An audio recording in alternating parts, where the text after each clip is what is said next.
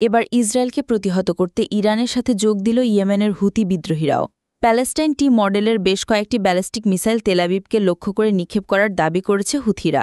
ইরানও ইয়েমেনের যৌথ হামলাকে ঠেকাতে পারছে না ইসরায়েলের এয়ার ডিফেন্স সিস্টেম আয়রন ডোম। ফলে কোণঠাসা হয়ে পড়েছেন ইসরায়েলের প্রধানমন্ত্রী বেনিয়ামিন নেতানিয়াহু। ইরানি ক্ষেপণাস্ত্রের আঘাতে যখন লণ্ডভণ্ড ইসরায়েলের রাজধানী তেলাবিব সহ বেশ কয়েকটি শহর, ঠিক তখনই তেহরানের সমর্থনে পাশে দাঁড়াল হুথি বিদ্রোহীরা। ইরান সমর্থিত সশস্ত্র বিদ্রোহী গোষ্ঠীটি এবার রুখে দাঁড়িয়েছে ইসরায়েলের বিরুদ্ধে। তেলাবিবকে লক্ষ্য করে প্যালেস্টাইন টু মডেলের ব্যালিস্টিক ক্ষেপণাস্ত্র ছুড়েছে হুথিরা। দুই দিক থেকে আসা আক্রমণকে প্রতিহত করতে হিমশিম অবস্থায় নেতানিয়াহু সামরিক বাহিনীর। ইরানের অপারেশন ট্রু প্রমিস 3-র সাথে সংহতি জানিয়েই ইসরায়েলে চালানো হয়েছে হামলা।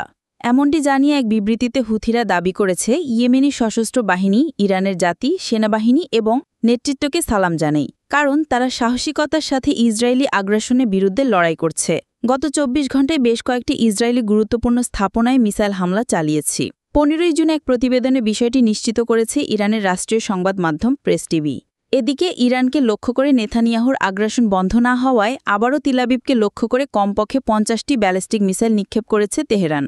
15ই জুন সন্ধ্যায় নতুন করে এই হামলা শুরু করে ইরানের সামরিক বাহিনী।